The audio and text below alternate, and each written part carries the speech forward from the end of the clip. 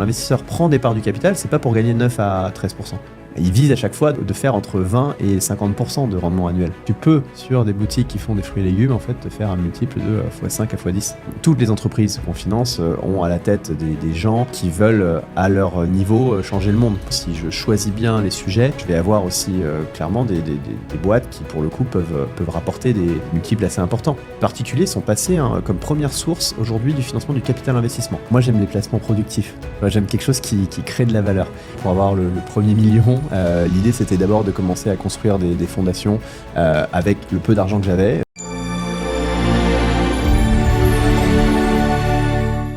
Avant de commencer ce nouvel épisode, je tiens à remercier toutes les équipes du média Le Crayon qui nous ont accueillis aujourd'hui dans leur studio, donc un grand merci et à très bientôt dans le podcast Premier Million. Bonjour et bienvenue dans ce nouvel épisode de Premier Million. Il paraît que c'est le premier million qui est le plus dur. Non, moi je pense que le premier million, c'est celui qui va vous apporter le plus de satisfaction. 1 million, c'est le vrai cap pour tout investisseur qui réussit. Tout le monde peut arriver à 1 million, quelle que soit la mise de départ, avec les bons investissements. Avec notre argent qui perd de sa valeur, avec une épargne qui perd du sens dans une France qui s'appauvrit, c'est urgent pour vous de trouver les bons placements. Et c'est aussi urgent pour vous de décrypter les informations financières sans avoir besoin forcément d'un banquier, d'un conseiller, d'un intermédiaire. Bien investir pour atteindre 1 million, c'est pas en regardant la télé ou en lisant les journaux que vous allez trouver les bons placements. Je n'en pouvais plus d'entendre les gens parler d'argent pendant des heures en France sans jamais chercher réellement à en gagner.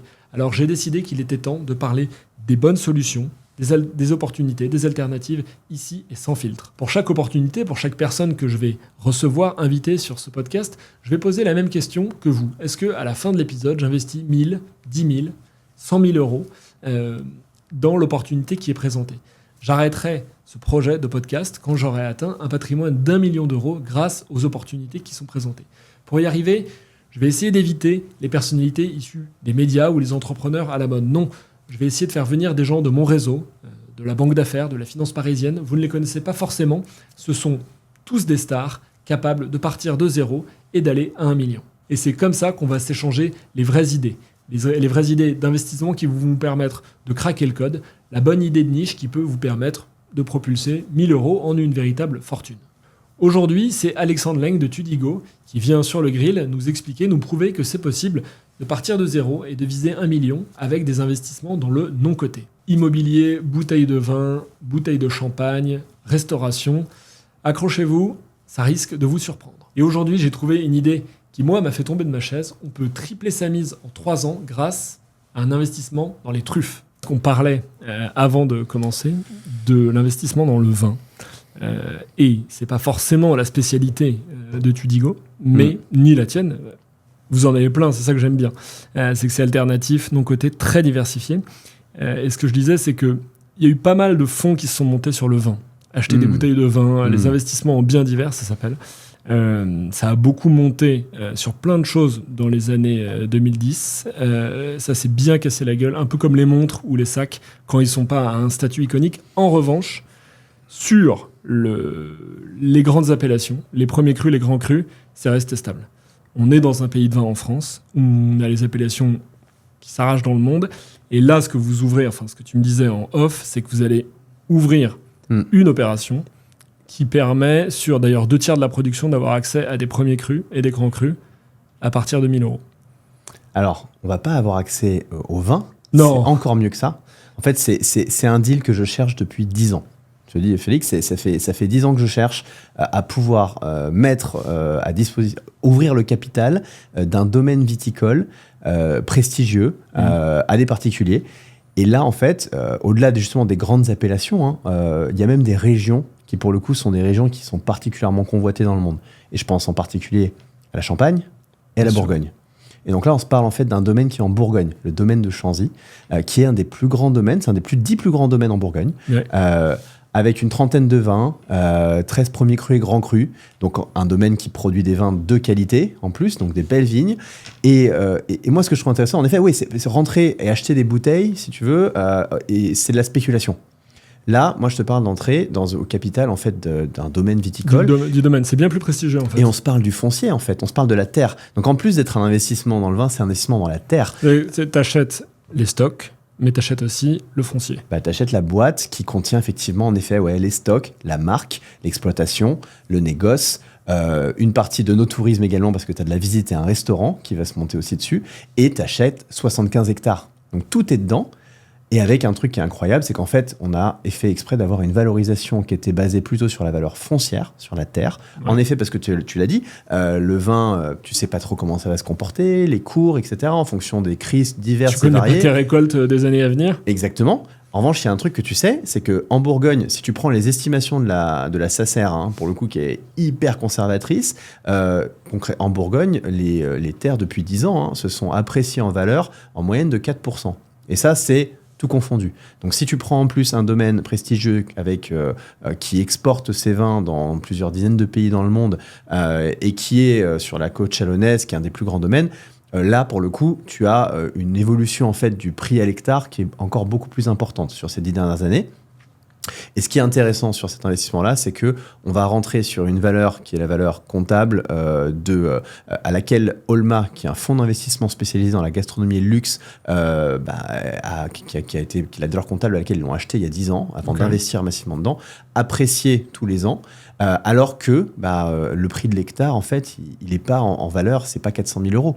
En moyenne, c'est 3,2 millions, et tu as des transactions récemment à plusieurs dizaines de millions d'euros l'hectare. Ça, j'imagine que ça fait partie des compétences, des talents que tu as et que vous avez chez Tudigo, c'est-à-dire de sourcer des deals où, justement, il y a un petit hack qui permet de dire, là, en fait, soit tu achètes le foncier et tu as les bouteilles gratuites, soit c'est le contraire, mais il y a un bon coup dans ton deal, sachant que tu achètes à la valeur comptable, mais si tu l'achetais à l'unité, si tu faisais juste une transaction sur un hectare, tu achèterais beaucoup plus cher. Donc c'est peut-être aussi l'opportunité, là, pour ceux qui vont accéder à ce deal-là chez vous, c'est de participer à un achat, non pas de 1 hectare ou d'une parcelle, mais de 70 hectares d'un coup. Ah bah oui, c'est de rentrer. Tu deviens actionnaire d'un domaine viticole. Et un domaine viticole dans le Bordelais, la plupart c'est déjà très compliqué. Ouais. Un domaine viticole en Bourgogne, tu rentres même pas. T'as pas des portes ouvertes comme tu peux les avoir à Saint-Émilion. Ah mais non, mais c'est réservé. Tu rentres même pas pour venir déguster les vins ou faire le tour du vignoble dans le Bourguignon.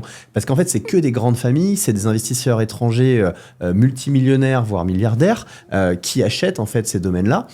Donc c'est pas ouvert au public déjà à la visite, ça l'est encore moins en termes d'actionnariat. Donc ça déjà c'est exceptionnel, et c'est exceptionnel de rentrer et de devenir actionnaire de ça parce que tu as une clientèle en termes d'investisseurs qui est internationale, et naturellement en fait la Bourgogne c'est tout petit en vérité par rapport à la demande que tu as d'investisseurs qui souhaitent acquérir un domaine en Bourgogne.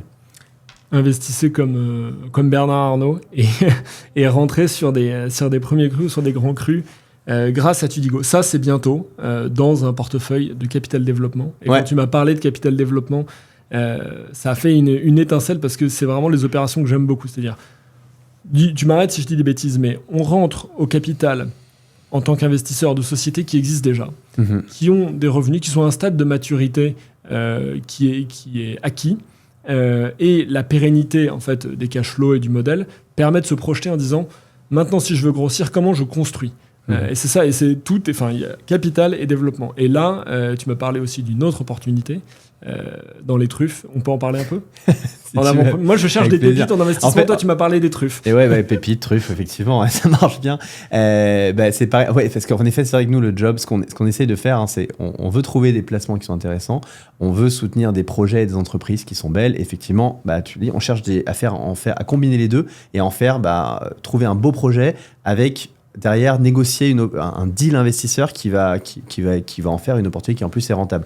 Et donc on s'est amusé effectivement avec un domaine viticole en Bourgogne parce que ça faisait longtemps qu'on t'as toujours eu des copains qui te disent j'aimerais bien effectivement devenir actionnaire d'un vignoble. Donc on se dit si on peut en plus en faire un dans le Champagne ou en Bourgogne, c'est génial. Tu m'appelles le jour où tu le fais dans la Champagne parce que le prix de l'hectare en Champagne c'est pas c'est même plus 700 000 euros. Là, tu verras, je pense que ça va arriver. On va voir. Enfin, je ferai partie des premiers. Déjà, sur la Bourgogne, tu m'as bien chauffé, mais sur la Champagne, je suis sur la truffe. Donc là, effectivement, en fait, on a un grand coup de bol, mais c'est parce qu'en fait, ça fait des années qu'on noue des relations avec Olma, ce fonds d'investissement qui est dans la gastronomie, et donc ils nous ont ouvert une autre opportunité d'une boîte dans laquelle ils sont entrés il y a quelques années déjà, qui est la maison Enras. Donc c'est une des plus vieilles maisons de production de négoce. 204 ans d'existence. Bah ouais, c'est ça, 1820, en effet. Donc incroyable, voilà, 1820, le nom, la maison. Et aujourd'hui, en fait, ils achètent leurs concurrents, ce qui va faire d'eux le numéro 1 mondial de la truffe noire du Périgord. Quand tu dis le numéro 1 de la truffe, c'est de la production, enfin en tout cas de... Production et en chiffre d'affaires. Ok, voilà. donc eux, ils font du commerce de gros et ils revendent ensuite aux détaillants. Alors, commerce de gros, c'est la truffe noire du Périgord. Je sais pas si tu vois, en fait, c'est une des truffes les plus prestigieuses, c'est le joyau de la truffe. Si je peux la manger, déjà, c'est bien. Voilà, mais en fait, je vois très bien. C'est très très cher. Hein, oui. Et ça, c'est ce qu'achètent en fait les restaurants étoilés, les palaces, des clientèles très très fortunées. Elle s'exporte partout dans le monde aujourd'hui. Et il y a une production en fait qui est extrêmement limitée, donc elle est très rare. Et voilà, donc en fait, ça fait que tu es l'entreprise effectivement qui est là, va devenir vraiment le leader là-dessus.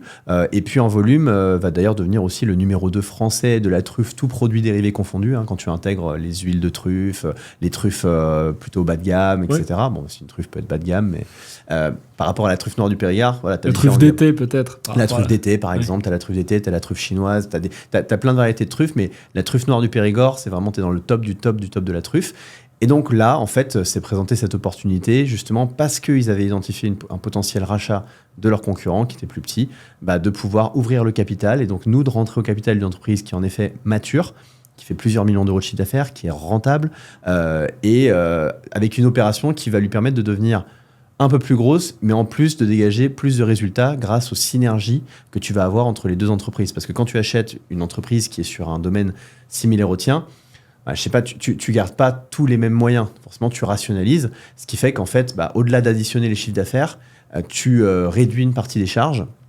Et donc, tu as une entreprise qui, derrière, dégage plus de profit. Elle dégage juste de profit, elle est donc elle est plus valorisée pour un acheteur. La Relution, dont je vous parle de temps en temps. Acquisition relative, parce que là, la société dont on parle, tu m'avais donné quelques chiffres, je peux les donner. Ouais. 10 millions d'euros de chiffre d'affaires environ, 500 000 euros de résultats opérationnels, donc une marge de 5%, vous l'avez. Ouais. Et tout le but de l'opération, en plus de créer un bel acteur de la truffe, est d'aller augmenter ce niveau de marge opérationnelle pour rendre la mariée bien plus visible et bien plus sexy aux yeux des investisseurs pour, dans 3-4 ans, sortir avec un multiple de x3, x4, peut-être plus. Ouais, parce qu'en fait, on va assez rapidement avoir une entreprise qui va dégager, la post-fusion, elle va dégager 500 000 euros de résultats.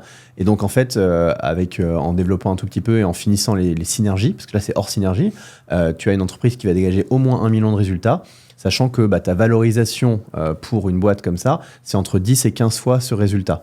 Donc, tu vas avoir une entreprise qui va valoir entre 10 et 15 millions de chiffre d'affaires minimum, parce que tu as toujours finalement une entreprise vaut ce qu'un acheteur est prêt à payer. Ouais, bien sûr. Donc demain, tu as un acteur du luxe qui veut sécuriser l'entreprise leader sur un produit qui est extrêmement rare.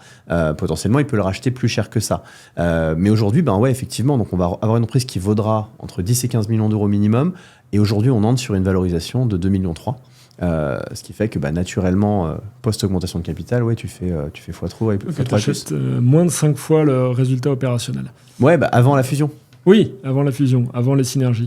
Donc c'est un deal de synergie. On parle un peu comme des investisseurs, on parle un petit peu comme des spécialistes de l'achat en non-coté. Mais si on le fait, c'est pas à dessein, c'est parce que justement ce deal viticole dont on parlait sur le domaine de Chanzy, ce deal sur les truffes, ils sont accessibles pour tous les... Comment vous dites, les investisseurs qui sont sur Tudigo, ou tous les gens qui rejoignent la plateforme. Pas de manière exclusive comme dans les fonds de private equity où il faut montrer patte blanche, avoir 100, 200, 500 000 euros et avoir ses entrées et des relations. Mais là, à partir de 1000 euros, c'est ça. Et ça, c'est notre conviction et ça a été notre vision depuis le début et elle devient réalité grâce à la taille de la communauté qui fait qu'en fait, nous aujourd'hui, on permet à tout le monde d'entrer au capital de boîtes qui sont et de projets dans lesquels seuls les plus fortunés peuvent rentrer ou des institutions, des fonds de capital risque. Mais on le permet à partir de 1 000 euros. Donc n'importe qui peut investir. Tout le monde peut investir, pour reprendre comme tout le monde peut cuisiner, tu vois, chez Ratatouille. Mais tout le monde peut investir à partir de 1 000 euros parce qu'en fait, on agrège tous ces gens-là et ça nous permet en fait d'investir finalement 500, 1 million, 2 millions, 3 millions. Donc en fait, le ticket finalement qu'on va rentrer dans la boîte, il est largement au-dessus des tickets minimums ouverts à des investisseurs qui viendraient solo. Et comme on groupe tout le monde, en fait, on arrive à rentrer sur ces deals.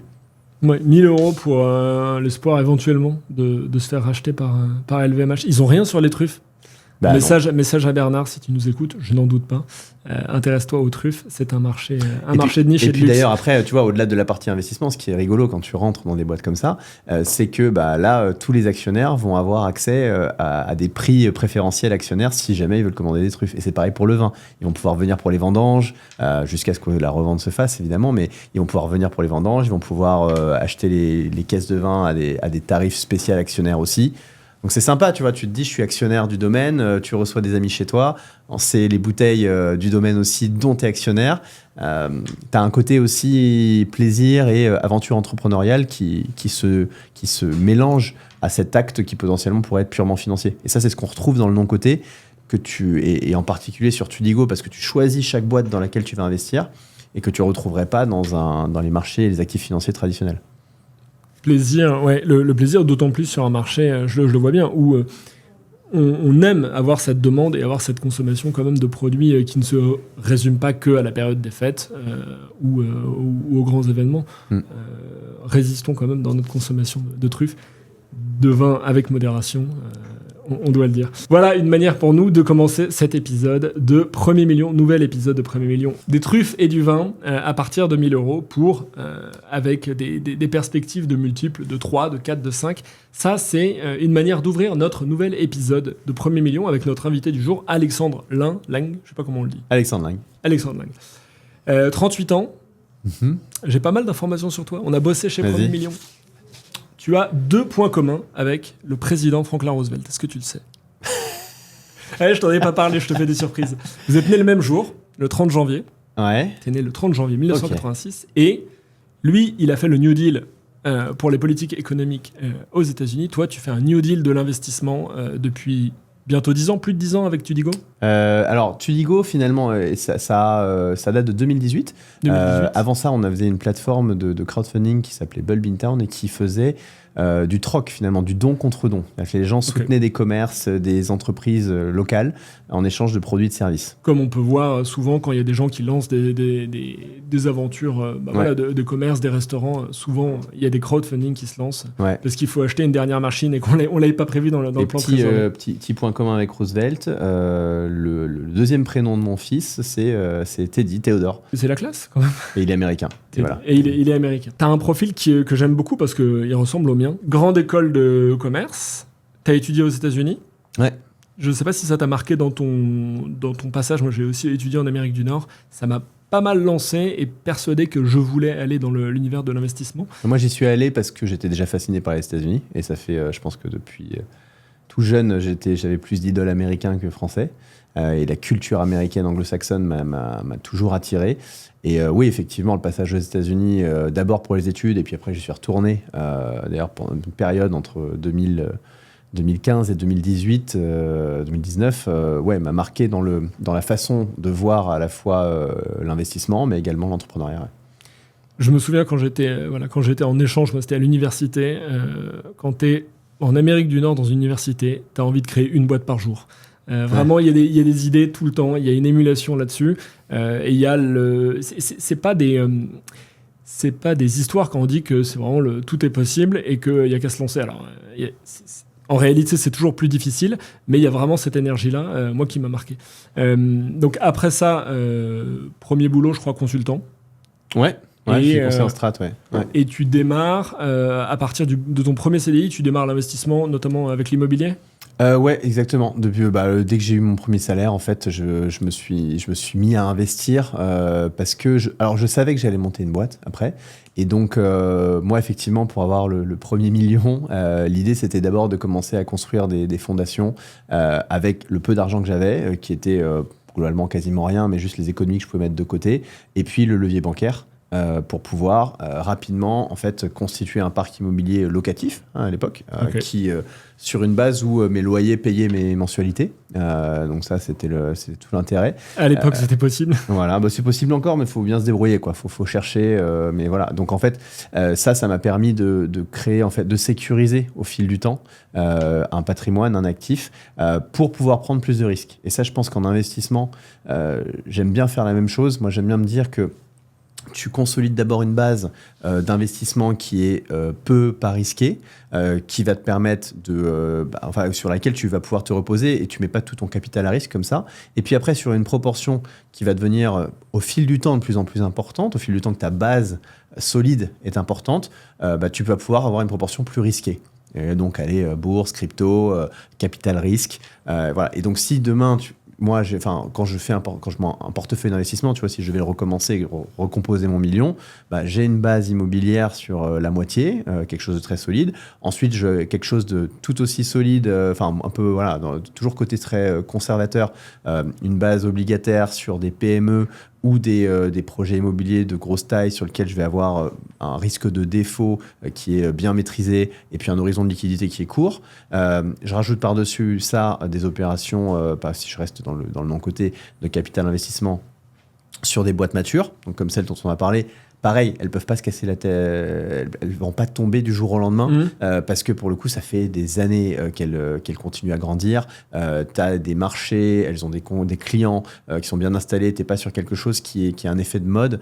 Et donc, tu sais que ton argent, il est quand même pour un investissement en non-côté il est plutôt en sécurité. Et puis après, tu peux terminer effectivement sur des boîtes qui sont plus innovantes, à des étapes plus initiales de développement, sur lesquelles ton potentiel de gain est beaucoup plus important, parce que technologique, parce que tu rentres au début quand il y a plus de risques, mais sur lesquels ta durée de placement et ton risque, évidemment, est aussi plus important parce que la boîte est dans une dynamique de croissance forte, mais n'est pas encore une boîte qui est mature.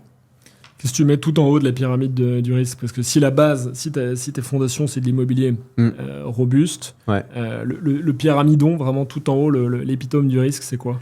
Je me remets deux. Moi, je mets les cryptos, les coins alternatifs et autres. Pour moi, c'est la grosse spéculation. C'est vraiment, ça, c'est la roulette complète. Mais ça, c'est ma position. Il y a des adeptes de la crypto et en crypto, il y a crypto et crypto. C'est pareil qu'en investissement non coté, en private equity. Tu as private equity à profil plutôt risque modéré, conservateur, et puis tu as le profil risqué. Et donc, effectivement, en haut, je vais avoir de la startup qui est à stade amorçage, on dit souvent seed ou pré-seed, donc au début, avec grosse composante technologique, donc potentiel de croissance et de valorisation très important. Ce qui est assez intéressant sur ces boîtes-là en ce moment, c'est que tu as depuis en fait le 31 décembre 2023 et qui est passé en plus en décret là, le 1er juin 2024, tu as un dispositif qui est le dispositif JEI, Jeune Entreprise Innovante, pour être plus précis, JEIC et JEIR. Le JEIC, en fait, te permet, donc, dans des boîtes qui sont labellisées comme telles, et c'est des entreprises qui consacrent 5 à 15% de leurs dépenses à la R&D, donc c'est assez vite fait de défiscaliser 30% de ton investissement.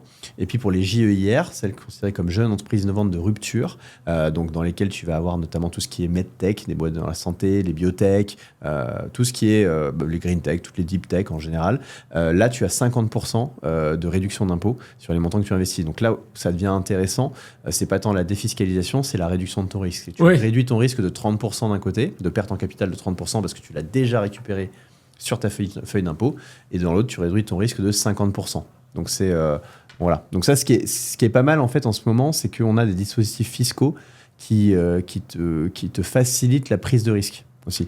Et moi, j'aime bien parce que je suis papa, tu vois, donc j'ai une famille, j'ai une famille, je dirais pas j'ai une famille à nourrir parce que mon épouse travaille aussi, donc on est les deux on contribue au foyer de la même manière, mais effectivement, je pense toujours à l'avenir, et donc j'aime bien avoir une stratégie de risque qui est modérée.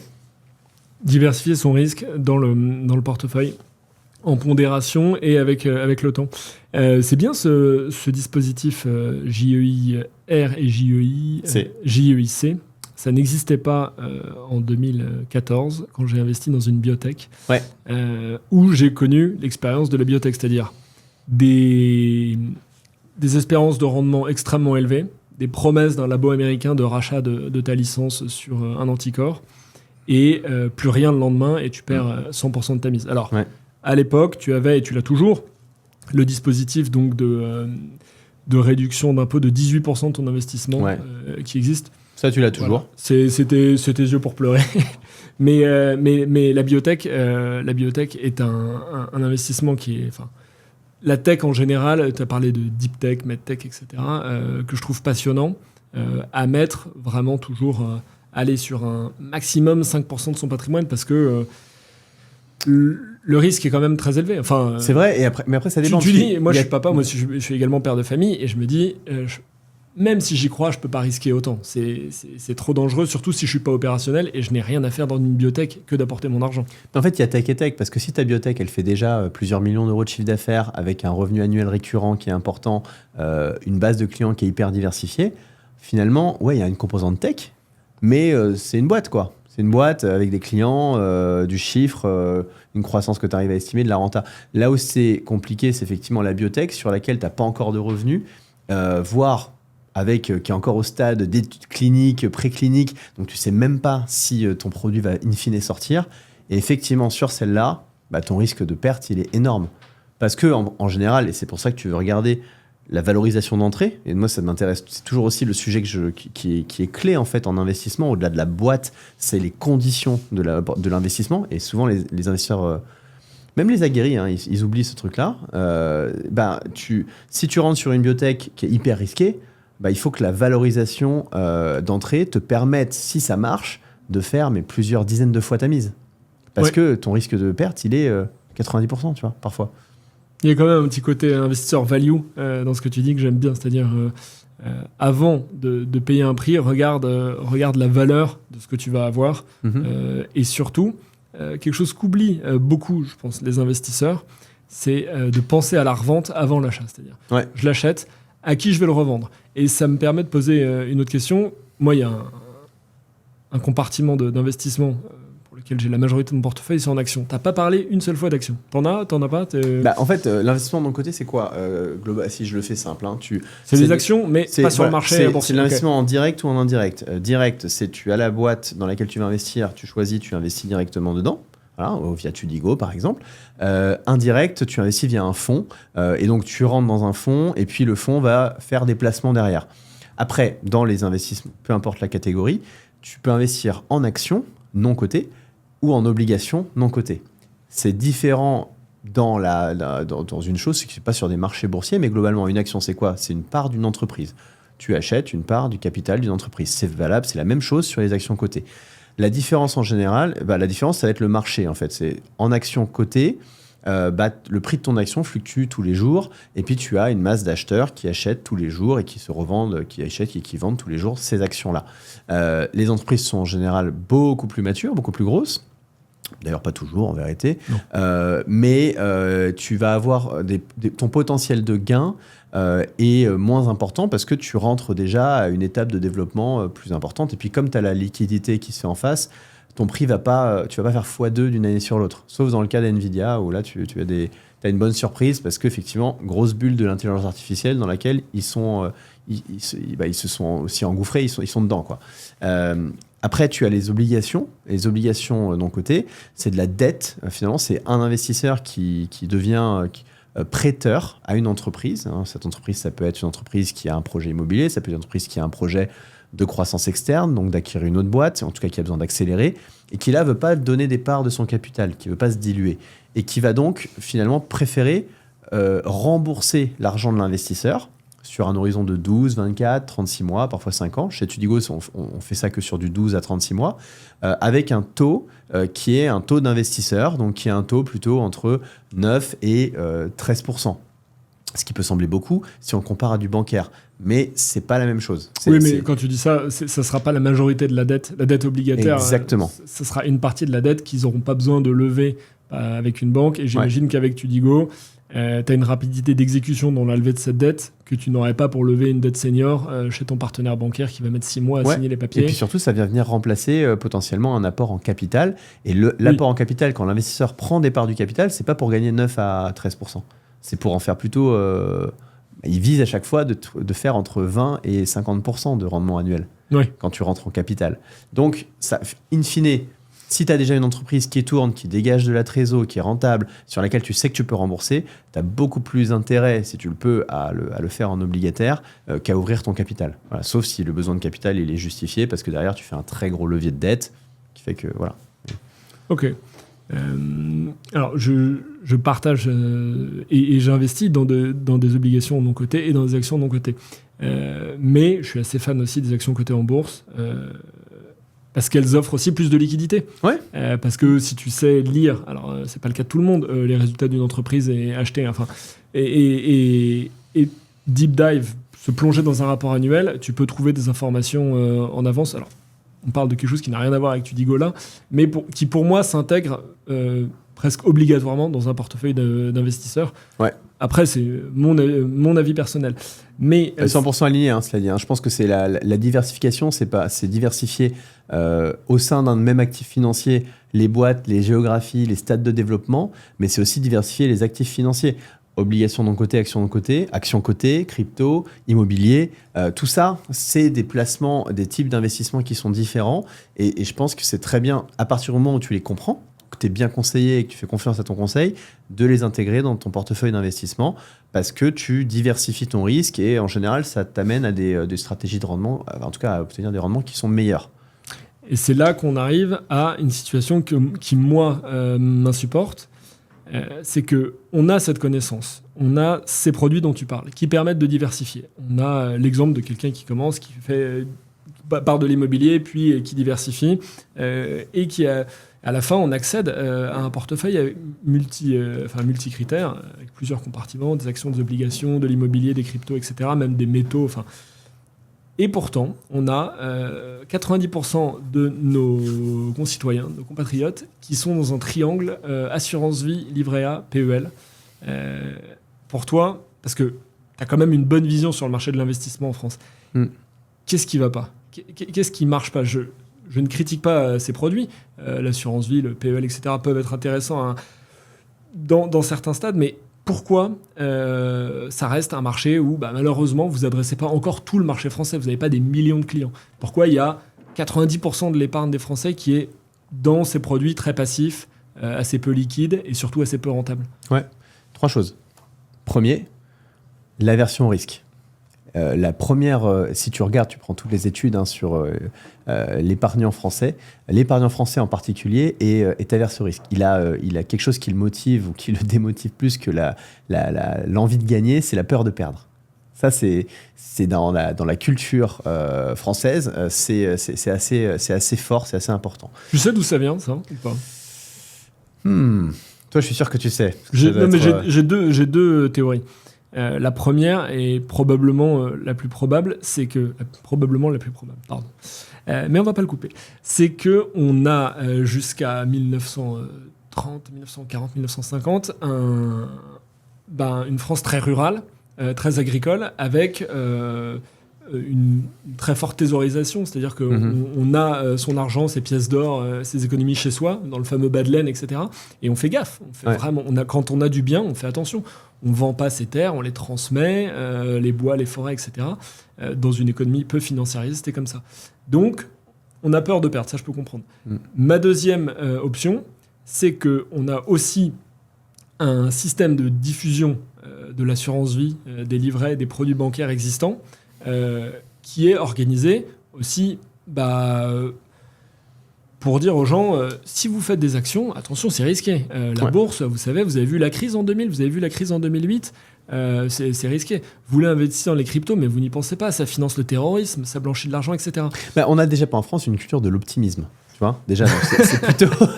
Disons que si on doit, si tu fais une grosse différence entre l'américain et le français, il y en a un qui est en général plus optimiste que l'autre, même quand il est dans la merde. Oui, il y a take a chance et prendre un risque. Voilà, exact. Take a chance, prendre un risque, c'est hyper intéressant.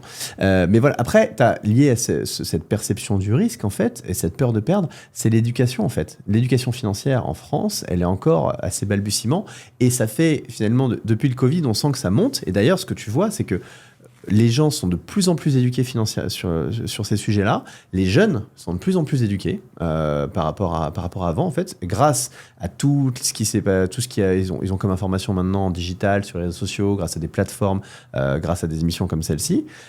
Et l'éducation financière joue un énorme rôle, aujourd'hui on le voit, dans l'investissement dans ces nouveaux actifs, parce que la notoriété de l'investissement, de l'investissement coté, même des ETF, des cryptos, de l'investissement non coté, elle bondit de 20-30% tous les ans depuis 3 ans là maintenant. Et ça, c'est lié et avec ça, l'usage aussi. Les particuliers sont passés comme première source aujourd'hui du financement du capital investissement en 2023. Ça, c'est récent, et ça, c'est lié aussi à cette notoriété et à cette meilleure connaissance. Parce que investir en assurance vie, mettre ça dans son PEL, enfin d'ailleurs tu n'investis pas en assurance vie, en général c'est ton banquier qui t'explique que tu le places, tu le mets là, PEL contre les livrets, etc. Ça ne demande pas de connaissances. Tu connais le truc depuis toujours, bon tu sais que... Tu sais que ça sera 3% de toute façon. Tu sais que ça sera 3%, c'est très simple. Nous on le voit d'ailleurs, les gens qui débutent sur Tudigo, souvent ils commencent par l'obligataire, parce que l'obligataire, ils ont un taux, une durée, c'est simple. Et en fait, donc ça les rassure. Ouais, t'as raison sur ce côté d'éducation. Donc il y a un côté éducation qui vient jouer, parce qu'en fait, si tu te sens, si tu comprends bien, on investit. Et d'ailleurs, c'est même une recommandation classique de Warren Buffett, c'est investis dans ce que tu comprends. N'investis pas si tu comprends pas. Donc si tu comprends, tu as beaucoup plus. Déjà, c'est une bonne idée, c'est mieux d'investir dans quelque chose que tu comprends. Mais si tu comprends, tu as une plus grosse propension et envie d'investir.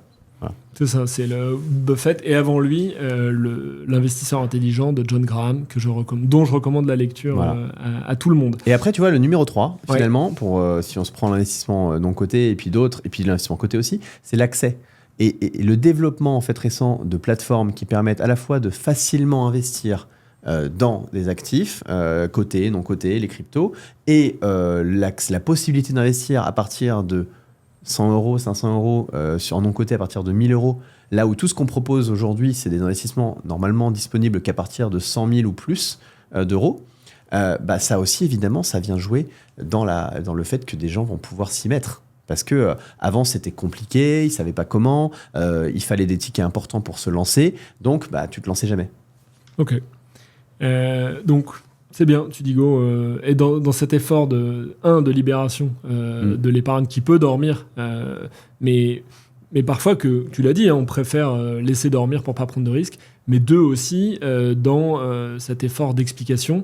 Si vous investissez avec nous dans cette histoire de truffe, voilà ce qui va se passer, voilà pourquoi vous allez le faire. C'est de la démocratisation, la vulgarisation, la pédagogie, et moi je crois beaucoup en la transparence. C'est-à-dire que quand sur Tudigo, nous vraiment on ouvre le capot. On veut vraiment pouvoir soulever le capot. On veut que les gens puissent comprendre tous les tenants et aboutissants avant d'investir. Ok. Si on repart dans une stratégie 0 to 1, on est dans le premier million. Tu as parlé un peu de ce que tu as fait tout à l'heure. D'ailleurs, j'ai une question avant ma première question.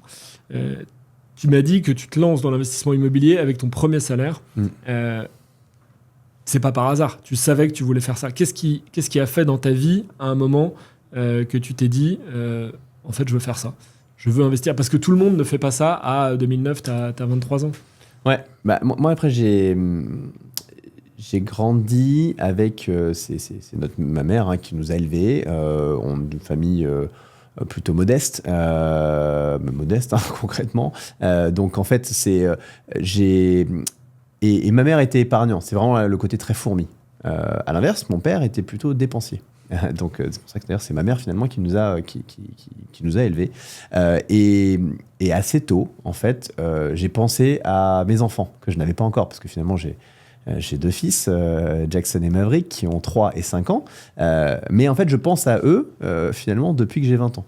Concrètement. Et je pense en fait, depuis que j'ai commencé à travailler, le jour où j'ai des enfants, il faut que je puisse assurer qu'il y ait un toit, qu'en cas de pépin, il soit couvert.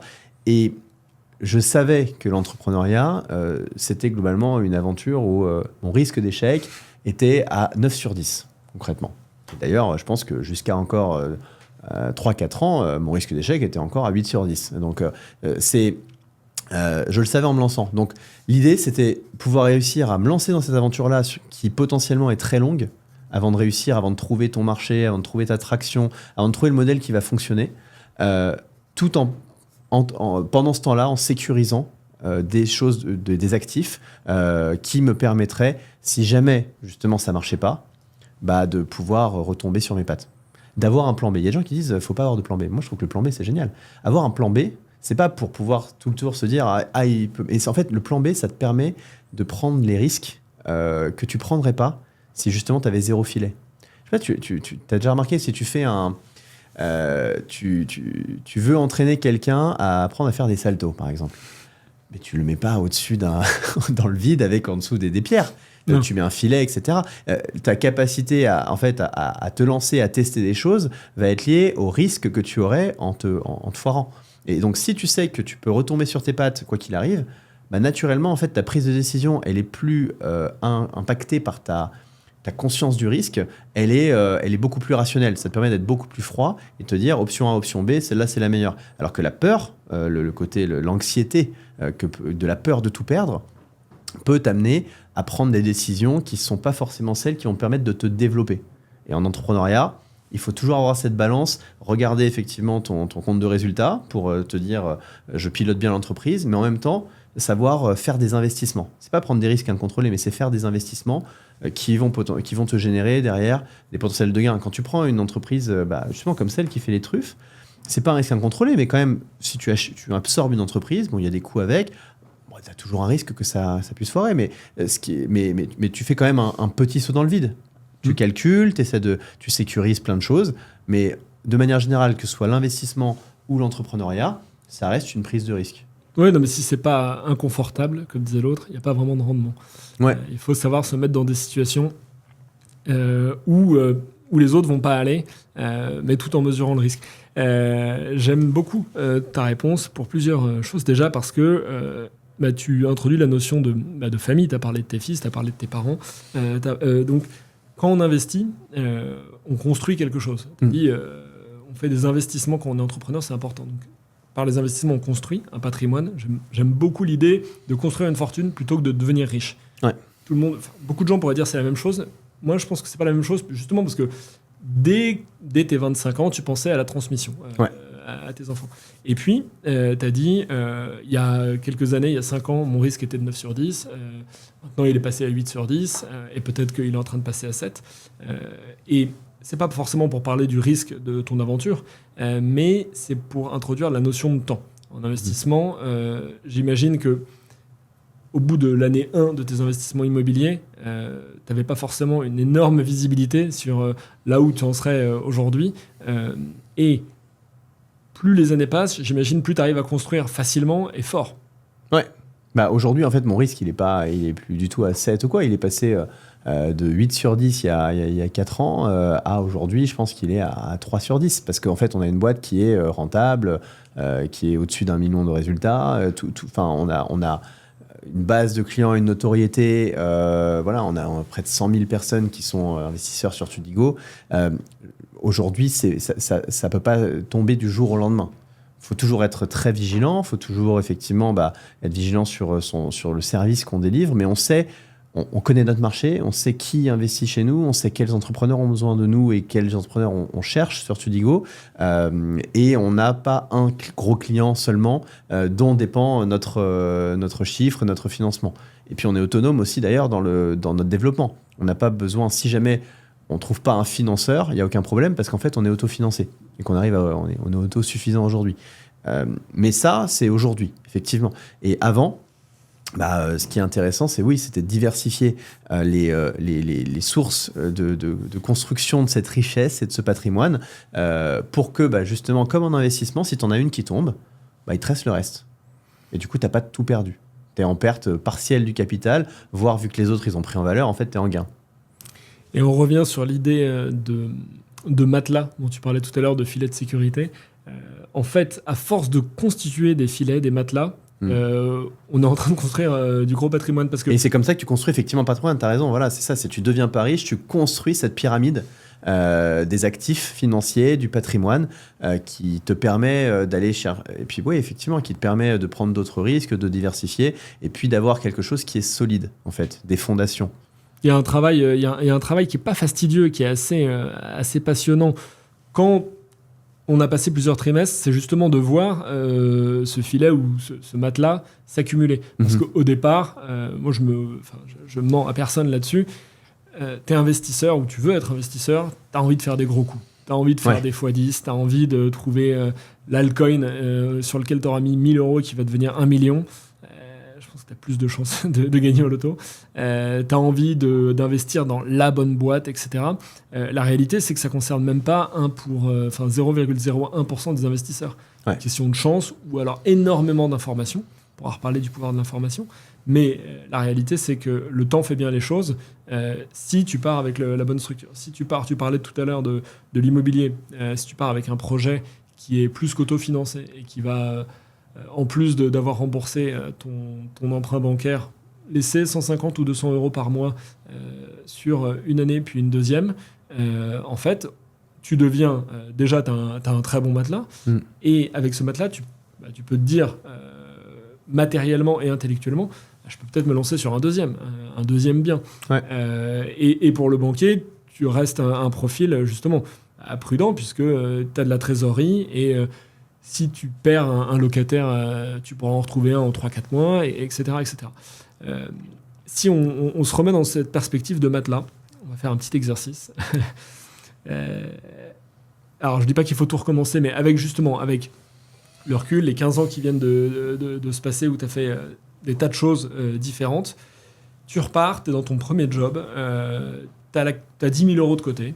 C'est pas une fortune, mais voilà, parce que, je sais pas, un petit bout d'héritage par-ci, tes jobs étudiants quand on a fait, tu as gardé 10 000 €, et tu peux mettre par mois, tu peux avoir un effort d'épargne de 500 €. Parce que c'est comme ça qu'on commence, avec 200, 300, 500, parfois on peut mettre moins ou plus. Comment tu vas construire sur 1 an, 5 ans, 10 ans? Déjà, effectivement, c'est pas sur 1 an. Mais la première année, tu vas faire quoi? De l'immobilier? Je pense que la première année, je fais de l'immobilier. Pourquoi? Parce qu'en fait, 10 000 €, c'est pas beaucoup. Non.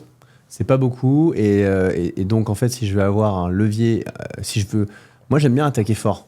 C'est un peu de me dire, si je veux attaquer le plus fort possible compte tenu de mes moyens, il faut que j'aille jouer le levier bancaire. Donc, les 10 000 €, en fait, je vais pas y toucher, ou quasiment pas. Je vais y toucher pour les frais de notaire, concrètement.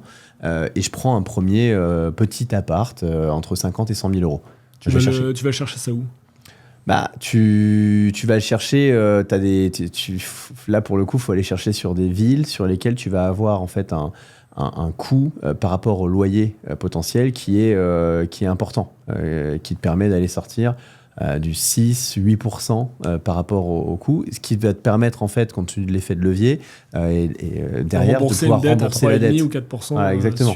sur 20. Donc ça, c'est la difficulté, évidemment, parce que plus tu avances dans le temps, plus tout ça, c'est pris. Mais tu as des nouvelles façons de le faire. Tu vois, tu as des gens qui vont, du coup, travailler plus sur la partie location saisonnière, tu fais un mix. Alors, ce que ça veut dire aussi quand tu es au début, c'est que ton placement, il est actif.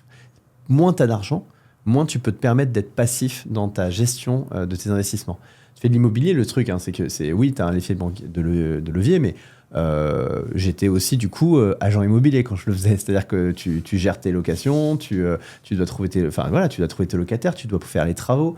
Si tu veux réussir avec peu d'argent à commencer à construire quelque chose, il faut y mettre beaucoup d'huile de coude.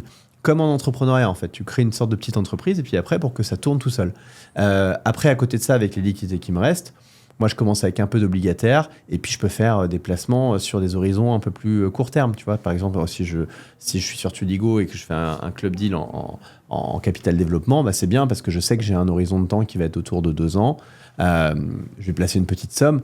Ça va me rapporter 2 à 5 fois la mise. C'est pas non plus comme ça que je vais constituer 1 million en 2 ans. Mais non, voilà. en 2 ans, en 2 ans, en 5 ans. Je cherche l'invité qui me dira comment c'est possible. Le million, tu le fais effectivement en 10 ans, 15 ans, en accumulant au fil du temps, au fil de l'eau, ces différentes briques. Pas mal d'immobilier parce qu'en fait, tu utilises ce levier bancaire qui fait qu'en fait, tu n'as pas cet argent-là et que tu arrives à multiplier, ton TRI va être important. Et puis ensuite, d'autres placements qui te rapportent des rendements un peu plus court terme. Et effectivement, si tu tombes sur tu as des belles opportunités d'investissement, là, tu peux effectivement faire, que ce soit en crypto, en bourse ou en non-coté, des fameux x3, x5 ou plus la mise sur un horizon de 3, 5, 7 ans. Ok. Voilà. Mais c'est vrai, on se parle toujours de temps long. Et pour reprendre un sujet, typiquement, encore une expression de Warren Buffett, c'est n'investissez pas de 5 minutes dans un actif que vous ne serez pas prêt à garder pendant 10 ans. En fait, tu dois toujours choisir. Alors après, c'est personnel, hein, mais si j'investis dans un actif, même dans un actif coté, en fait, je réfléchis, est-ce que je serais prêt à garder ça pendant 5 ans, 10 ans? Est-ce que je crois justement au sous-jacent, à l'entreprise qui est derrière, à la valorisation d'aujourd'hui, aux perspectives de demain? Parce que ça me permet finalement, si jamais il y avait une crise type une mauvaise période électorale, type une crise en Ukraine ou autre, montée des matières premières, etc., hausse de taux d'intérêt, finalement de ne pas être dépendant juste de la réaction du marché. Voilà. Et ceux qui le font en court terme, où ils sont effectivement experts et puis ils ont le temps de le faire et d'avoir une gestion hyper active, ou alors en fait tu es dans la spéculation. Et à chaque fois que moi en tout cas j'ai investi de manière spéculative, quand j'ai commencé à tester le côté, les cryptos à un moment, j'ai pas pris les bonnes décisions. Je comprends. Alors on a fait l'année 1, on a acheté t'habites à Bordeaux. Tu as acheté un appart, on va dire, à Limoges, une ville où tu peux encore avoir des rendements locatifs peut-être au-dessus de 10%. Et donc, tu es allé dépenser tes 10 000 euros dans des frais de notaire. Maintenant, tu as 500 euros à investir par mois. Là-dessus, comment tu vas...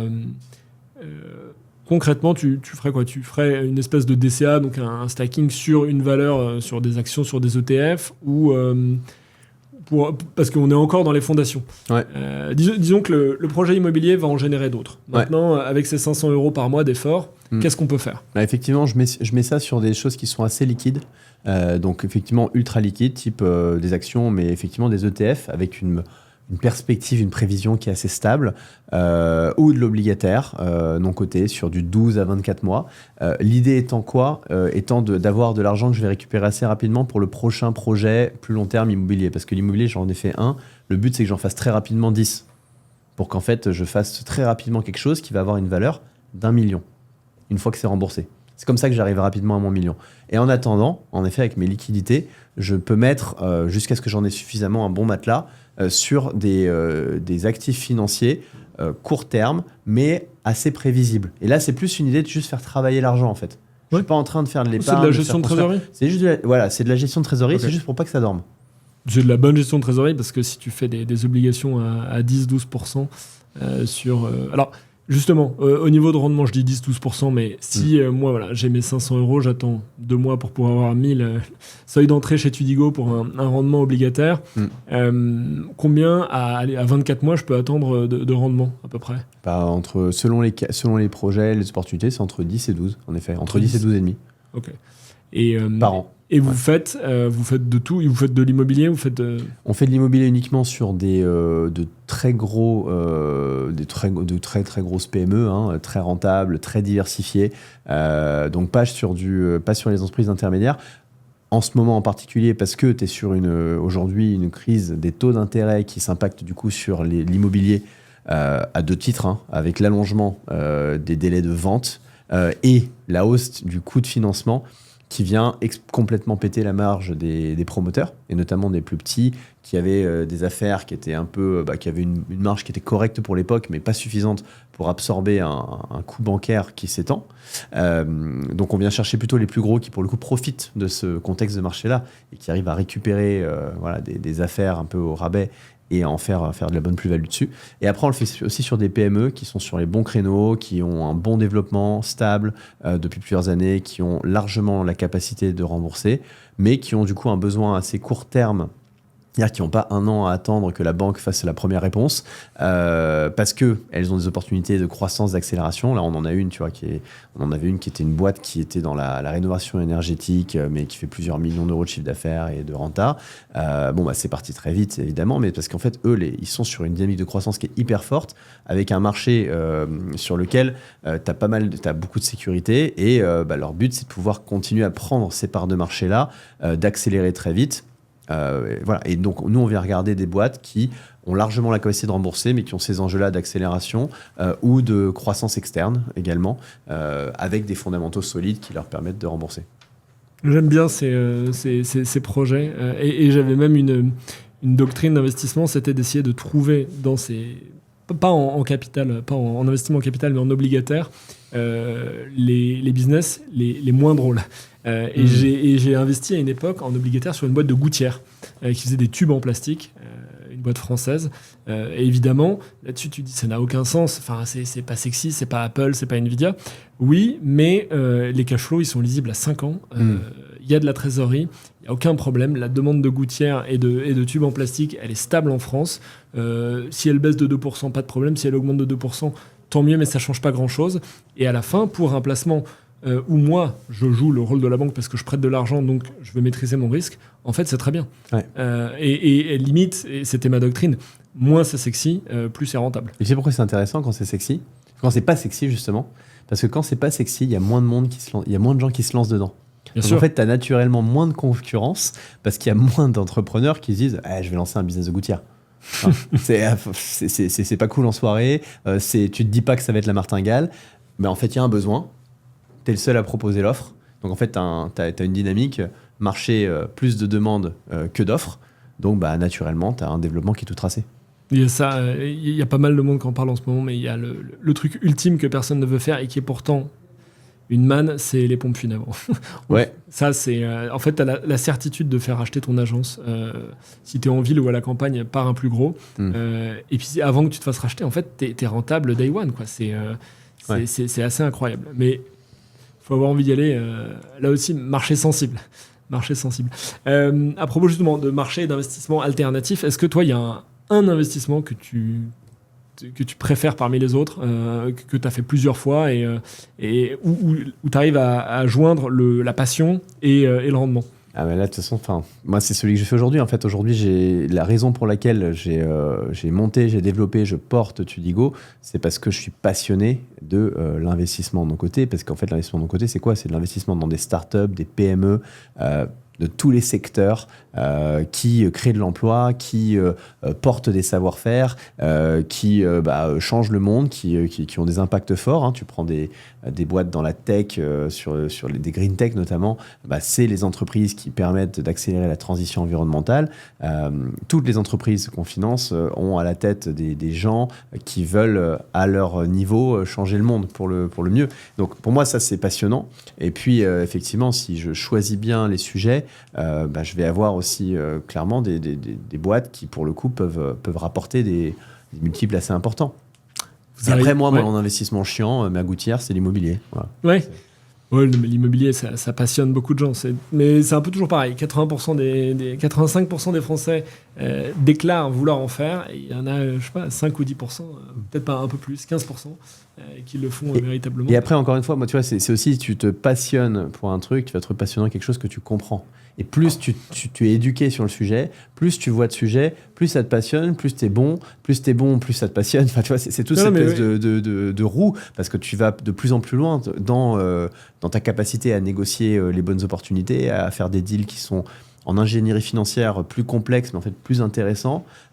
Et donc forcément, ça vient... Tu vois, si j'avais passé des années sur le sujet des investissements en actions cotées, sur les cryptos, je suis sûr que je te dirais que j'ai quelques placements qui me passionnent sur ces sujets-là aussi, parce que je serais devenu très très bon sur le sujet. Je pense que tous les investissements, toutes les classes d'actifs sont bonnes. À partir du moment où tu as la bonne stratégie, où tu connais bien, où tu as une bonne capacité à diversifier ton risque, et tu choisis bien tes sous-jacents, tu rentres sur le bon sous-jacent à la bonne valeur, et que tu te mets sur la bonne durée, n'importe quelle classe d'actifs est bonne.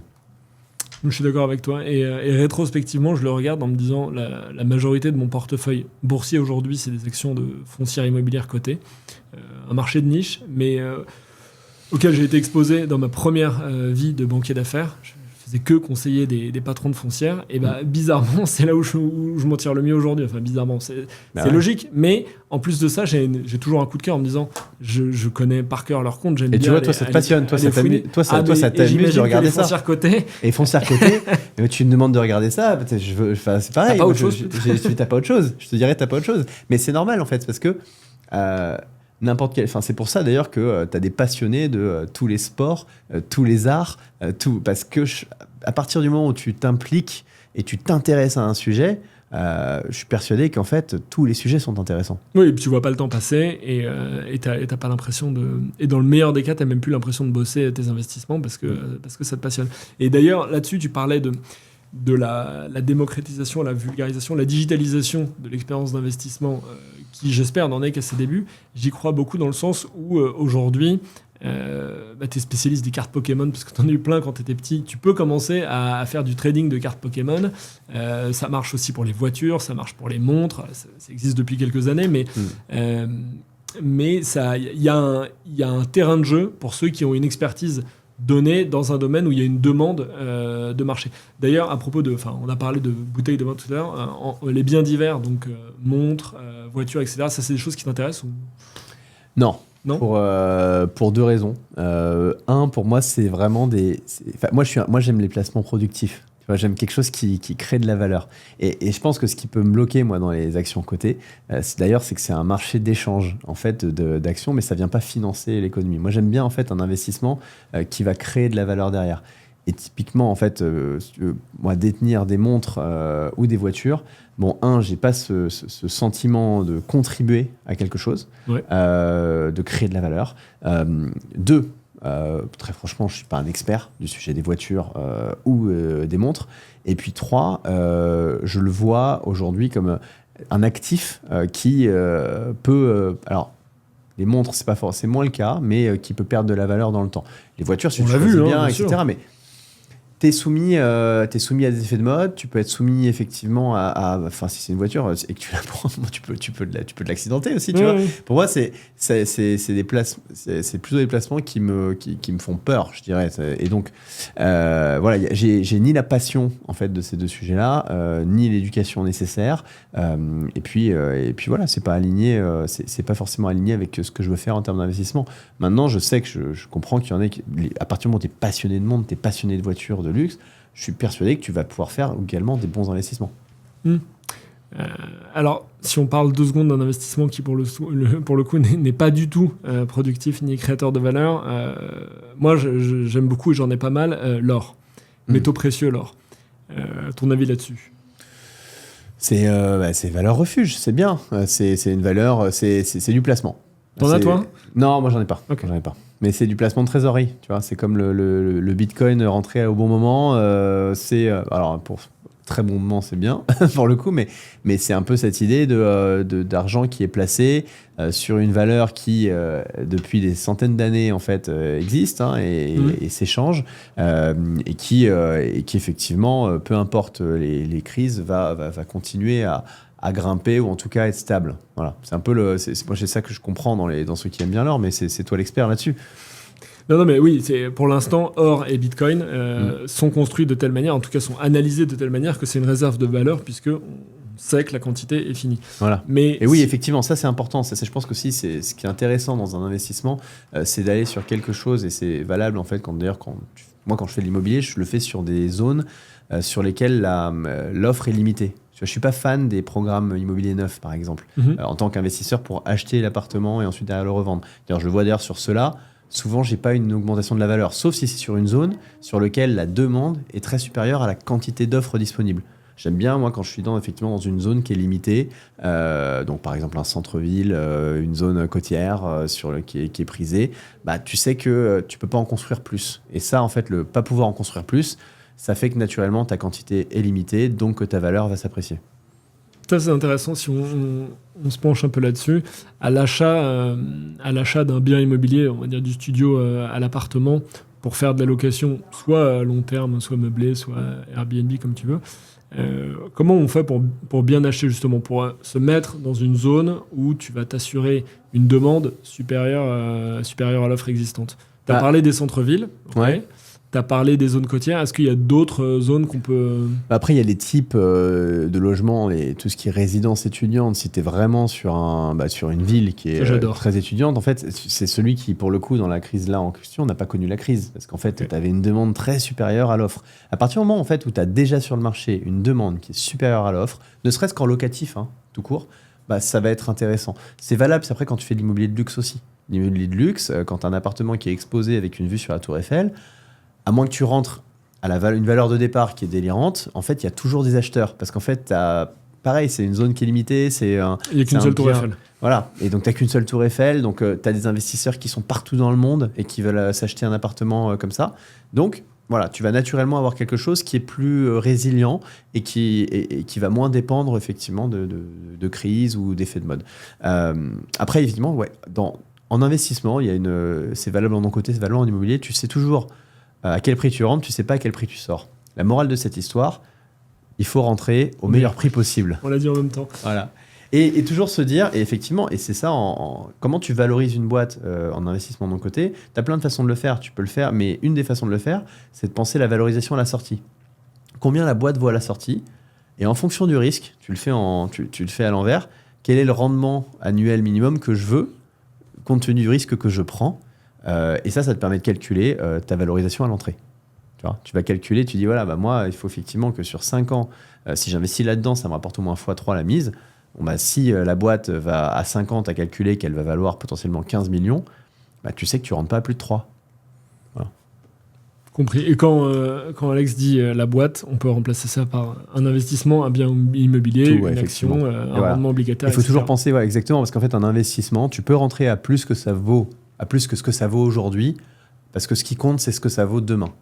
Voilà. Et parfois, c'est vrai que tu achètes un bien, c'est un poil au-dessus du marché, mais le truc, il est hyper bon, c'est un potentiel très très bon placement.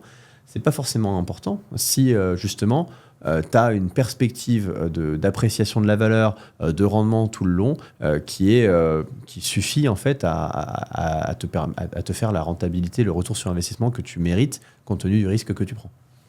Comment parce que tu parles de risque et de perspective de rendement. Quand on va sur la plateforme Tudigo, en passant par là, ça vous prend à peu près moins de 4 minutes pour vous inscrire sur la plateforme. Ensuite, une vérification des pièces d'identité qui est assez rapide. Et au bout d'un quart d'heure, vous pouvez vraiment jouer. Jouer au banquier ou jouer à l'investisseur. Quand je dis jouer, c'est par plaisir, choisir ses projets. Et donc, je regardais dans les projets obligataires ou en capital, et vous indiquez une fourchette de multiples de sortie. C'est-à-dire, pour 1 ou pour 1000 investis, je peux sortir entre 3,2 et 5. Alors, je prends un exemple au hasard, mais comment vous arrivez à raisonnablement indiquer cette fourchette de valorisation ? C'est transparent, mais quelle est votre transparence aussi sur le risque ? Alors, on a 2-3 choses. En fait, le premier, c'est on met une note de risque. Nos analystes en fait évaluent le risque en fonction du stade de développement, de la rentabilité de la société, de son secteur, sur la base de plusieurs critères. Et on fournit cette note de risque à l'investisseur pour qu'il puisse mettre en face du potentiel de rendement le risque qu'il court dessus. Deuxièmement, il y a l'horizon de liquidité d'ailleurs qui rentre dans le calcul de cette note de risque aussi, mais qu'il est important de mettre en face du multiple attendu. Et puis après sur le multiple, qu'est-ce qu'on fait ? En fait, on prend différents scénarios. Nous, on remodélise en fait toutes les prévisions qui nous sont fournies par les entrepreneurs au regard des performances passées, des hypothèses de performances futures, et on fait 3 scénarios, conservateur, médian, cible, voilà. Et à partir de là, en fonction de ces prévisions, prévisions financières, compte tenu de ce qu'on sait des transactions comparables de marché, on fait une valorisation en fonction de ces 3 scénarios-là, ce qui nous permet d'établir le potentiel multiple. Voilà. Est-ce que vous faites en interne, pas forcément pour les investisseurs, quoique, moi, ce que j'appelle une méthode un scénario de risque par l'absurde. C'est-à-dire, je faisais ça pour des investisseurs immobiliers. On leur faisait exactement comme tu viens de le dire, un scénario optimiste cible, un scénario moyen et un scénario risqué. Et en disant, par exemple, le scénario risqué, c'est celui où vous allez faire un taux de rendement moyen de 5% alors que vous visez 10%. En disant, pour arriver à ce taux de 5%, il faudrait qu'il y ait ce critère-là, ce critère-là, ce critère-là. Et pour que les 3 soient réunis en même temps, en fait, la probabilité de survenance des 3 est très faible. Ça nous permettait de démontrer par l'absurde que ça semble très, très improbable qu'en même temps, il y ait une crise des taux, plus, je ne sais pas, beaucoup moins de touristes à Paris. Et troisième truc, des exigences de liquidité beaucoup plus fortes. Je dis des choses qui n'ont rien à voir, mais... ça, c'est ce qui rentre en compte dans le calcul de ce scénario conservateur, parce que dans le scénario conservateur, on a à la fois un multiple, par exemple, une des façons une façon de modéliser, enfin de valoriser une entreprise, c'est le multiple du chiffre d'affaires ou le multiple du résultat. Donc, dans le scénario conservateur, on va faire 2 choses. on va péter le chiffre d'affaires, le résultat, les marges, et on va péter le multiple du résultat. Donc, on aligne différents critères qui feraient que effectivement l'entreprise sous-performerait d'un côté et qu'en plus les multiples de marché seraient moins importants que ce qu'ils sont aujourd'hui. Donc, c'est pas exactement une méthode par l'absurde, mais c'est un peu cette idée-là, effectivement. Non, mais si, c'est de se dire, là on est en train de se dire, dans 2 ans, la boîte fait non pas de la croissance, mais en train de ralentir complètement, et en plus, le marché est moins fort. Ouais. Et donc, derrière ça, on peut se donner des idées en se disant, moi c'est une question que je me pose, par exemple, je suis très exposé à l'immobilier résidentiel allemand. Et on m'a fait beaucoup de reproches en me disant, mais c'est la crise des taux d'intérêt, c'est la crise du logement partout en Europe, etc. Je dis, oui, mais moi, ma croyance, c'est que les Allemands vont continuer à payer leur loyer. Et certes, je vais perdre de l'argent, et je ferai une paume si, du jour au lendemain, je sais pas, des millions d'Allemands arrêtent de payer leur loyer. Et pour moi, ça, c'est une démonstration par l'absurde. La probabilité qu'il y ait des millions d'Allemands qui arrêtent de payer leur loyer, quand on connaît la rectitude et le respect des procédures allemandes, et surtout la santé de l'économie allemande, qui a eu que 2 trimestres de récession, en fait, moi, ça me rassure. Ouais. C'est ce que j'appelle la démonstration par l'absurde, mais tu as répondu comme je le voulais. Ton meilleur coup d'investissement, à titre perso, ou que vous avez fait avec Tudigo, une histoire d'investissement où à la fin, tu te dis, là, on a eu du flair, mais en plus, on a eu du pot. Ah, et en plus, on a eu du pot. Ah ouais, ok. Ah, le meilleur coup, quoi, le meilleur multiple, ou alors un truc dont tu te souviens. Bah, un dont je me souviens, moi, qui est un des beaux investissements que je puis faire, c'est une boîte qui s'appelle Les Saisonniers. Un réseau à l'époque, c'était 2 boutiques d'ailleurs. Il y en a un en bas de chez moi, je vois ce que c'est. Tu vois, donc c'est des boutiques qui vendent des fruits et des légumes de saison, en circuit court, en agriculture raisonnée, direct producteur. Voilà, okay. C'est le concept. Ça casse pas 3 pattes à un canard. Sauf qu'à l'époque, en fait, on voyait qu'ils faisaient du chiffre. Qu'ils étaient en croissance, ils arrivaient à ouvrir une nouvelle boutique et puis et à dégager du chiffre de manière assez importante pour ce type de boutique, et en plus qu'ils faisaient de la marge. Et finalement, le pari, c'était de se dire, est-ce qu'ils vont continuer à faire ça ? À la tête, il y a 2 fondateurs, dont Margot, qui avait été première stagiaire, puis ensuite head of sales d'une boîte, d'une agritech, qui était passée de 0 à 30 millions de chiffre d'affaires, et donc elle était au cœur de tout ça. Et donc on se dit, on la sentait bien, et puis il y avait des métriques intéressantes, et on dit qu'on a misé dessus. 3 ans plus tard, 10 boutiques, plus de 10 millions de chiffre d'affaires, hyper rentable, continue à se développer. Voilà, bonne petite histoire sur laquelle effectivement on a misé, alors que c'était juste des boutiques de fruits et légumes. Tu vois. Les gens t'allaient pas te dire ça va être la pépite, mais en fait tu peux, sur des boutiques qui font des fruits et légumes, en fait, te faire un multiple de x5 à x10. Et ça, c'était avec Tudigo. Ça, c'est avec Tudigo, ouais. Donc, il y a pas mal d'investisseurs dont vous pouvez faire partie, en fait, qui profitent de choses simples. Ouais. On a parlé de truffes, on a parlé de vin, après, il y a des choses encore plus simples. Voilà, et puis après, tu as Tudigo en soi, et Tudigo, nous, les premiers qui sont rentrés au capital, on les a rachetés à 5 fois la mise, tu vois, récemment. Donc, ils ont aussi fait un coup intéressant. Là, on a ouvert le capital en janvier 2023, et on a fait rentrer au capital de Tudigo 700 personnes, des gens de la communauté, qui ont pu rentrer à partir de 1 000 euros, avec cette idée aussi, voilà, de nous-mêmes démocratiser notre capital. Si tout se passe bien, on pourra aussi leur proposer les mêmes types de rendements. C'est ce qu'on vise. Non, mais c'est bien, parce que ça crédibilise aussi votre démarche, dans le sens où vous êtes engagé avec ton associé, et puis vous avez une communauté de gens qui sont prêts à financer vos opérations, mais en plus financer la holding qui est derrière Tudigo. Et qui étaient des gens qui avaient déjà investi dans pas mal de projets, qui étaient nos investisseurs fidèles, parce qu'on a une communauté d'investisseurs qui est très fidèle. Des gens qui commencent dans l'investissement une fois, et puis ensuite ils se prennent au goût, parce que voilà, tu m'étonnes si tu fais 12% en 24 mois. Oui, mais c'est pas juste ça, c'est qu'en fait, en plus de ça, c'est les histoires, c'est la diversité des histoires dans lesquelles tu vas pouvoir rentrer, des sujets, c'est passionnant en fait. T'as une communauté Tudigo, et puis t'as plein de communautés en fait autour de chacun des projets dans lesquels les gens se sont réunis et ont investi. Oui, parce que ça, c'est pas mal aussi. Je dis pas mal, c'est même remarquable quand tu t'inscris sur la plateforme. On m'a demandé quels étaient, par exemple, les différents thèmes qui pouvaient m'intéresser. Mm-hmm. Et par là, on m'a proposé un nombre réduit d'opportunités. Alors, je pouvais regarder toutes les opportunités si je veux faire mon marché. Ouais. Mais très vite, on m'a ciblé, 4 opportunités, dont une qui s'appelle iDeal, qui est une application qui permet je crois, d'économiser sur toutes tes factures, électricité, assurance, etc. Enfin, tu rentres tout, tu te logs sur tout, il va analyser tous les contrats et il va chercher effectivement comment optimiser ça. Ils vont tout renégocier et puis derrière, voilà, toi, t'as économisé sur l'ensemble de tes prestations. Le père de famille de 3 enfants a été bien ciblé. Il faut que je commence avec Ideal pour réduire mes factures. Il y avait un beau potentiel de gain sur toi. Ok. Alors, j'ai encore quelques questions. Est-ce que t'as parlé pas mal de Warren Buffett et je trouve que c'est très bien parce que c'est tout sauf un passage obligé ou une tarte à la crème. C'est une question de... Ça veut dire que pour moi, qui partage la vision value, t'as quelque chose d'ancré, t'as un ADN d'investisseur qui voit à long terme et t'en as parlé énormément et je te remercie, qui voit la valeur, qui voit la valeur avant le prix.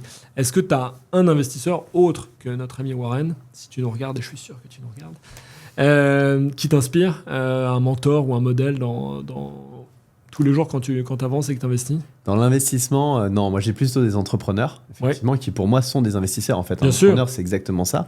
Et en plus de mettre leur argent, ils mettent leur vie. Quoi. Bah ouais, tu mets tout, et voilà. Donc pour moi, c'est beaucoup des entrepreneurs, en effet, mais il y en a plusieurs. Il y a tous ceux que je rencontre, que j'ai la chance de rencontrer, des top entrepreneurs au quotidien, voilà, français, pas forcément les plus connus, mais tu vois, j'ai Patrice Thierry, qui j'échange beaucoup, qui a monté une boîte et qui l'a revendue, qui s'appelle ProWebCE, qui a vendu 300 millions d'euros, une entreprise qu'il a a démarré de zéro quand il avait 25 ans, et que j'admire beaucoup et qui me mentore beaucoup sur pas mal de sujets, notamment comment structurer ton organisation pour passer de...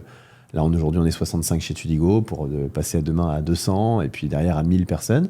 Tu as évidemment des gens comme, alors très controversés, hein, comme des Elon Musk, par exemple, que je trouve fascinants par leur détermination et à accomplir une vision qu'ils ont et à faire des choix, à prendre des décisions qui sont parfois un peu controversées, qui ne sont pas forcément les mieux vues, mais qui témoignent en fait un truc que pour moi est essentiel en entrepreneuriat et pour lequel j'ai beaucoup de respect, qui est du courage. Le courage entrepreneurial, le courage d'investir. Pour moi, ça, c'est clé. Et puis après, tu as des personnalités du monde du sport aussi, où pour moi, c'est pareil, c'est des entrepreneurs, des Jordan, des Kobe, qui aussi ont des valeurs, je pense, qu'on retrouve en entrepreneuriat, en investissement. Avec les 2 derniers exemples que tu donnes dans le basket, Kobe Bryant et Michael Jordan, qui moi m'impressionne, c'est la capacité à répéter 99 000 fois un geste qu'on va regarder finalement 5 ou 10 fois, mais pour qu'il soit absolument parfait. Et ça, en investissement, n'hésitez pas à investir 99 000 fois. Non, mais à toujours regarder vos chiffres, à vérifier, à regarder les boîtes avant de se lancer sur un coup de tête. Tu l'as dit tout à l'heure, c'est quand on est confortable matériellement et dans sa tête qu'on ne prend pas de mauvaises décisions. On prend les bonnes une fois qu'on les a prises. C'est comme ça qu'on s'assure qu'elles soient bonnes. Mais si on n'est pas en stress et qu'on a bien répété, généralement, on prend des bonnes décisions. Voilà, et puis après, vous pouvez écouter Félix Baron aussi, qui, je pense, en investissement à la fois est très pédagogique et explique très très bien les choses. Et puis en plus, l'explique sous un angle qui rend ça sympa. Voilà. Ça, c'est... Merci. Et ne l'oubliez pas, Alexandre sur BFM aussi. On combine et on se complète. Non, mais ce que j'aime bien je pense que tous ceux qui nous regardent ou qui nous écoutent l'auront ressenti, c'est que t'es investisseur, mais t'es entrepreneur et investisseur à la fois.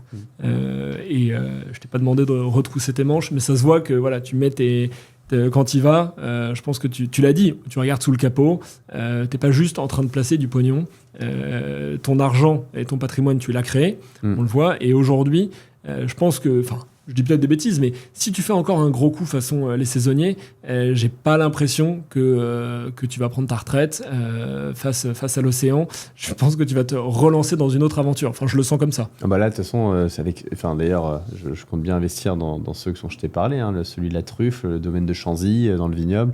Le vignoble, t'en as un autre, un groupe de restaurants immersifs, pareil, qui est passé...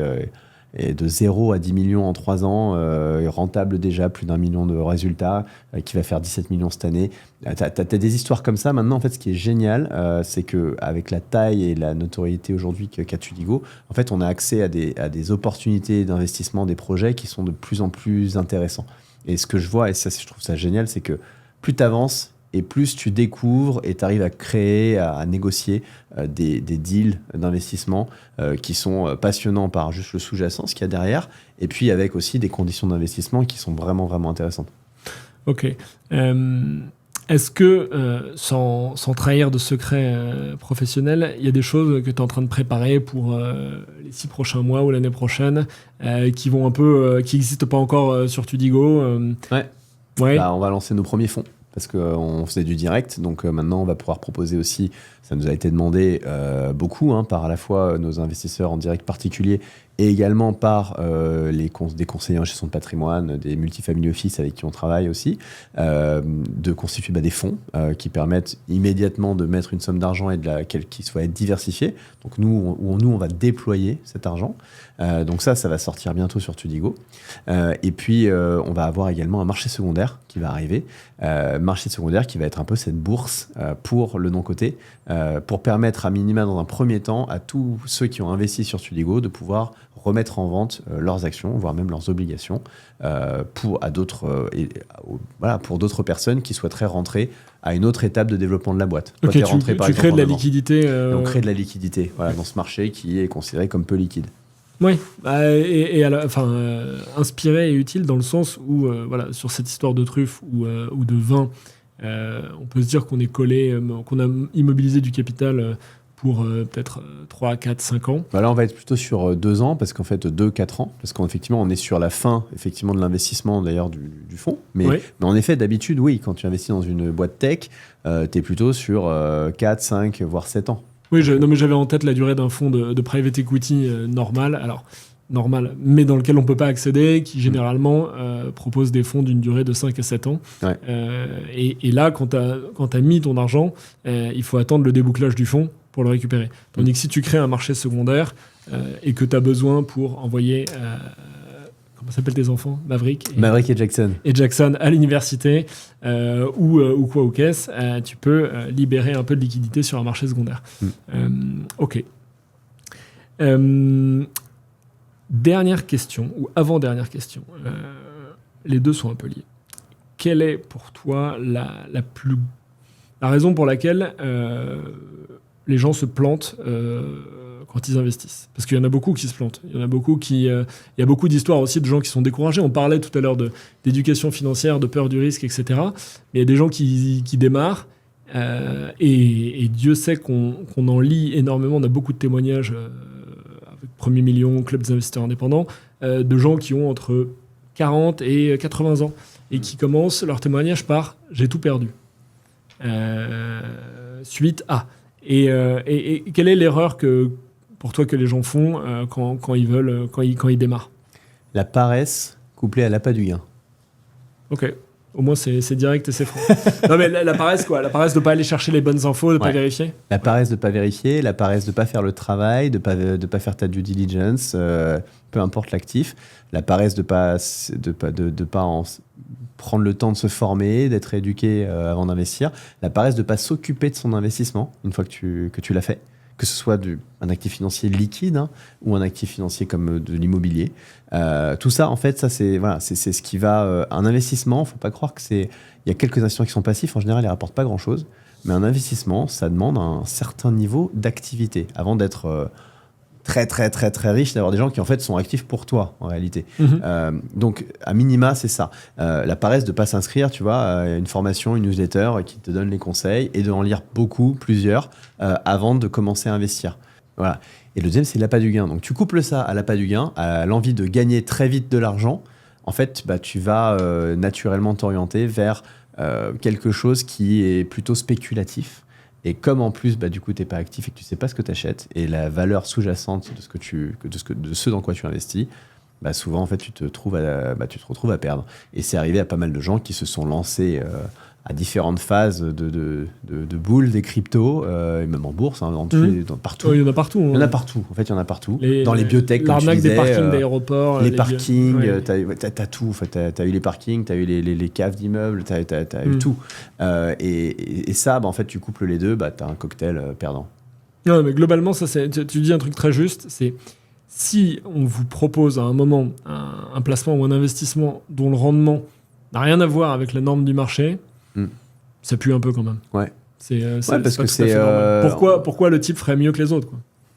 Tu peux faire mieux que les autres, un peu mieux que les autres. Tu peux pas faire 2 fois mieux, 3 fois mieux que les autres. Tu peux le faire, mais tu es très vite rattrapé. Il y a très rapidement d'autres personnes. Voilà, parce que pourquoi je te prends de l'obligataire, c'est de la dette. Si à un moment je propose du 12, mais en fait je propose du 12 parce que les banques elles proposent déjà du 5 et que les fonds ils proposent ils proposent pas. Eux, quand ils investissent en tant que fonds, entre 8 et 16, hein, 16 et 18, tu vois. Donc en fait, ça reste quelque chose qui est cohérent, qui est dans le marché. La réalité, c'est ça. Si effectivement j'étais le seul à proposer du 12 et que tout le marché était à 5, bah, les seuls qui viendraient me voir, c'est ceux dont personne ne veut. Voilà. Très juste. Et pour finir, est-ce que tu as un conseil à donner à celui qui commence? J'ai l'impression qu'on a passé 1h30 à donner des conseils, mais plus un film ou un documentaire ou un média, un bouquin que tu as aimé sur l'investissement. Moi, je sais que personnellement, je recommande à tous les gens qui travaillent avec moi, parce qu'on regarde beaucoup les marchés boursiers, de regarder The Big Short, qui explique comment est arrivée la dernière crise des subprimes, mais ça ne couvre pas que le marché boursier, ça couvre beaucoup de marchés bancaires, immobiliers, etc. Ouais. Toi, tu as quelque chose comme ça qui... Bah, tu as Becoming Warren Buffett, si tu veux justement en savoir plus sur Warren Buffett. Je pense que Warren Buffett, il a les quotes qui te résument tous les conseils qu'il faut connaître en matière d'investissement. Donc c'est un on y revient. On en revient, mais alors lui il est connu, il a tout fait, il a fait tous les actifs, et bien sûr il est beaucoup plus connu encore pour sa partie les actions hein, côté, mais ça reste une référence. Donc The Big Short, j'allais te donner, Becoming Warren Buffett, c'est très bien aussi. Et après je pense que tout livre, tout film sur l'entrepreneuriat ou sur des personnalités inspirantes qui accomplissent des choses, en fait, tu as des leçons sous-jacentes qui sont applicables à l'investissement aussi. Ouais, les biographies d'entrepreneurs se lisent généralement assez facilement et sont, pour le coup, source d'inspiration. Ok, voilà, bientôt la biographie d'Alexandre. L'entrepreneur investisseur. C'est peut-être moi qui vais la signer, mais je te demanderai un avaloir énorme qui pourra être financé via Tudigo. Blague à part, merci beaucoup pour cet échange. Merci Félix. Merci pour tous ces conseils assez inspirants, parce qu'on a parlé de Tudigo, plateforme dont j'espère et je ne doute pas que maintenant vous allez devenir membre, mais aussi de ton parcours personnel. Et c'est vraiment une histoire forgée, et c'est pas fini, autour de l'investissement, pour toi et aussi pour toute la communauté Tudigo. Donc, je te souhaite encore et je vous souhaite à tous les investisseurs Tudigo beaucoup de succès. Merci beaucoup, Félix. À la prochaine. À la prochaine. Salut.